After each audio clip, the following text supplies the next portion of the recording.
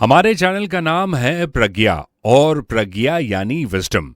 हमारे ईश्वर से यही प्रार्थना है कि इस पॉडकास्ट को, इस वीडियो को देखते समय और सुनते समय जितने मंदिरों के पिक्चर्स आप देख रहे हैं, हम तो यही प्रार्थना करते हैं कि आप इन मंदिरों में जाएं, प्रार्थना करें और उस ऊर्जा, उस एनर्जी को महसूस करें। एपिसोड 55 अध्याय 8 अक्षर ब्रह्म योग में आप सभी का स्वागत है। इसके पहले के 54 एपिसोड्स, हर एपिसोड 6 से 7 मिनट का ही ड्यूरेशन है। आप देख सकते हो, सुन सकते हो। दोस्तों, पिछले एपिसोड के अंत में अर्जुन ने कृष्ण से एक प्रश्न पूछा था कि यह ब्रह्म क्या है, अध्यात्म क्या है, कर्म क्या है, आदिभूत किसे कहा जाता है और आदि देव किसे कहा जाता है, ये आदि यज्ञ कौन है। ब्रह्म का अर्थ है निराकार परमात्मा। अध्यात्म के अनेक अर्थ हैं, यहां अध्यात्म का अर्थ आत्मा है। हम मनुष्य जितनी भी क्रियाएं अर्थात जो भी काम करते हैं उसे कर्म कहा जाता है। भगवान की सृष्टि की रचना उनके द्वारा की हुई कर्म है, जिसकी वजह से ही कर्म करने की ये जो परंपरा है, बस वो चलती आ रही है। अधिभूतम क्षरो भावा पुरुषश्चाधिदेवतम अधियज्ञो हमेवात्र देहे देहे भृतांबर।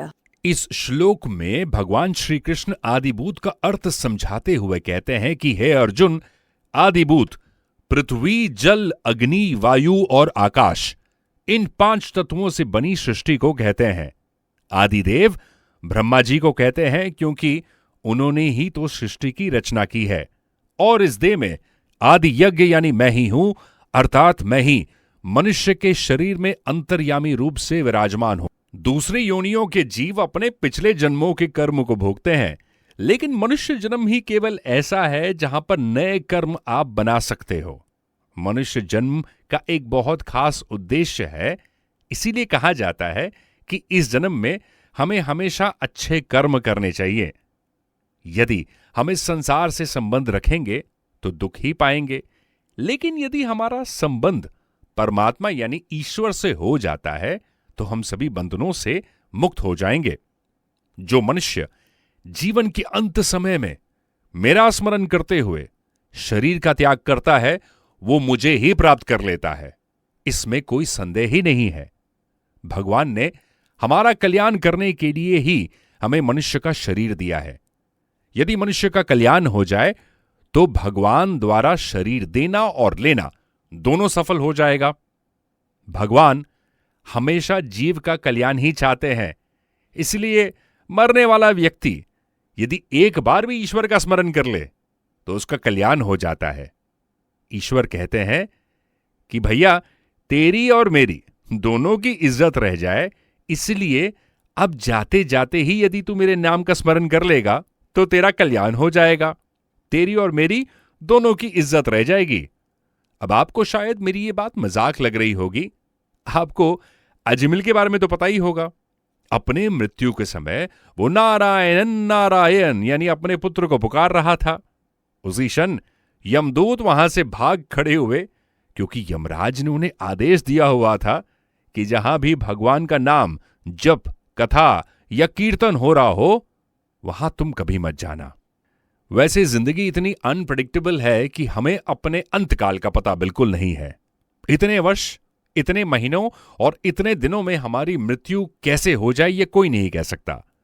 काल तो हर समय अपना कार्य कर रहा है। कुछ मां के गर्भ में ही मृत्यु को प्राप्त हो जाते हैं, कुछ महीनों में और कोई वर्षों में मरता है। अतः हर क्षण को ही अंतिम समझकर हमें जीना चाहिए और उस परमात्मा का ध्यान करते रहना चाहिए जिसने हमें ये शरीर दिया है। ये बात कृष्ण अर्जुन से कहते हैं कि हे कुंती पुत्र अर्जुन, मनुष्य अपने अंत समय में जिस भाव का स्मरण करते हुए शरीर को छोड़ता है, वो अगले जन्म में उसी भाव यानी उसी इमोशन, उसी योनि में, उसी डायमेंशन में चला जाता है। भगवान बहुत ही दयालु हैं। वो हमें अवसर यानी मौका जरूर देते हैं। हमारे कार्य कैसे भी रहे हो, फिर भी हमारी मुक्ति के लिए वो अवसर जरूर देते हैं। ईश्वर कहते हैं कि मेरी स्मृति से ही मेरी प्राप्ति होगी। कितना आसान है ना।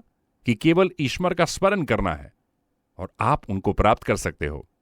अपने अंतिम समय में उस चिंतन के अनुसार ही आपका मानसिक शरीर बनता और बिगड़ता है, और मानसिक शरीर के अनुसार ही एक दूसरा शरीर भी आप धारण करते हो।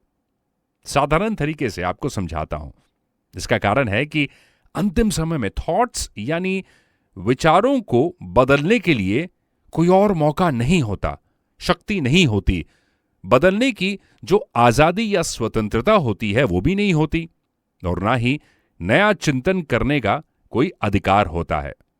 जैसे सोचिए, आप अपने पेट से बहुत अटैच्ड हैं और अपने पेट को पालते पालते जब आप अपने अंतिम समय में उसी पेट यानी अपने फेवरेट डॉग के बारे में सोच रहे हो, तो अपना शरीर छोड़कर आप उस कुत्ते की योनि में ही जन्म लेते हो। मुझे पता है कि आप क्या सोच रहे हैं कि यह कैसे हो सकता है।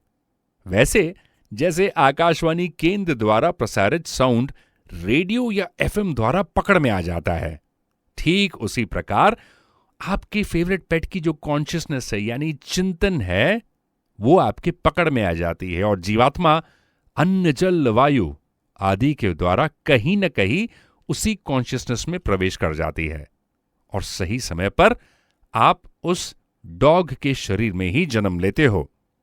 यदि अंत समय में हम जिसका स्मरण करते हैं उसी के अनुसार जन्म लेना पड़ता है, तो इसका मतलब क्या, मरते समय अगर मैं मकान को याद करूं तो मकान बन जाऊंगा? धन यानी मेटेरियल वेल्थ को याद करूं तो क्या मैं धन बन जाऊंगा? कदापि नहीं। मकान के बारे में सोचने से आप उतने अटैच्ड हो उस प्रॉपर्टी को लेकर कि शायद उस मकान में एक चूहा, छिपकली आदि बनकर चले जाओगे। कहने का अर्थ है कि अंतिम क्षणों का चिंतन नियम केवल सजीव प्राणियों के लिए ही है, निर्जीव के लिए नहीं। एक खास बात और है कि हमारे अंतिम समय का स्मरण हमारे कर्मों के अनुसार ही होता है, और उसी के अनुसार हमारा अगला जन्म भी होता है। आइए आपको एक छोटा सा किस्सा सुनाता हूं। एक बार एक आदमी फोटोग्राफर के पास फोटो खिंचवाने चला गया। फोटोग्राफर ने उससे कहा, फोटो खिंचवाते समय बिल्कुल इधर उधर हिलना डुलना मत, बस मुस्कुराते रहना। जैसे ही फोटो खींचने का समय आया, एक मक्खी उसके नाक पर बैठ गई। उसने हाथ से मक्खी को उड़ाना ठीक नहीं समझा, क्योंकि उसकी पोजीशन बिगड़ जाती। उसने अपनी नाक सिकोड़ी ताकि मक्खी उड़ जाए। अब ठीक उसी समय फोटोग्राफर ने उसकी फोटो खींच ली और उसे अगले दिन आने को कहा। अगले दिन जब उसने अपनी नाक सिकड़ी हुई देखी फोटो पर, तो वो बिगड़ गया। फोटोग्राफर ने कहा, फोटो खींचते समय आपने जैसा चेहरा बनाया वैसी ही फोटो आई है, अब इसमें कोई परिवर्तन नहीं किया जा सकता। इस तरह अंत समय का हमारा जैसा चिंतन होगा वैसी ही तो हमारी प्राप्ति होगी। अब फोटो दोबारा खींची जा सकती है, और फोटो खींचने का समय हमें पहले से ही मालूम रहता है, पर मृत्यु कब आएगी ये तो कोई नहीं जानता।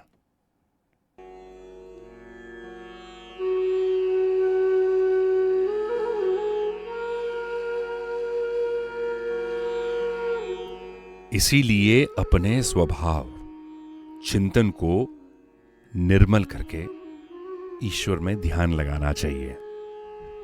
हमारा आज का ये एपिसोड आपको कैसा लगा हमें कमेंट करके जरूर बताइए। आपने देखा होगा इस एपिसोड के दौरान कई मंदिरों की फोटोग्राफ्स हमने शेयर की है। इन मंदिरों को देखकर आपके अंदर वो जिज्ञासा होनी चाहिए कि टूरिस्ट स्पॉट की तरह नहीं, एक पिलग्रिमेज की तरह आप इन मंदिरों को विजिट करें, जाकर देखें, वहां की ऊर्जा को महसूस करें, अपने इष्ट देवता को प्रणाम नमस्कार करें। हमारी मदद जरूर कीजिएगा। हम बहुत ईमानदारी से ईश्वर की प्रार्थना लेकर इन रिकॉर्डिंग्स को आप तक पहुंचाते हैं। दूसरों तक पहुंचाने की जिम्मेदारी हम महादेव पर छोड़ते हैं। महादेव की कृपा से अगर आपको ये एपिसोड अच्छा लगा हो तो औरों तक शेयर करें, व्हाट्सएप पर, सोशल मीडिया पर, और हां, हमारे इस चैनल को सब्सक्राइब करना ना भूलिएगा।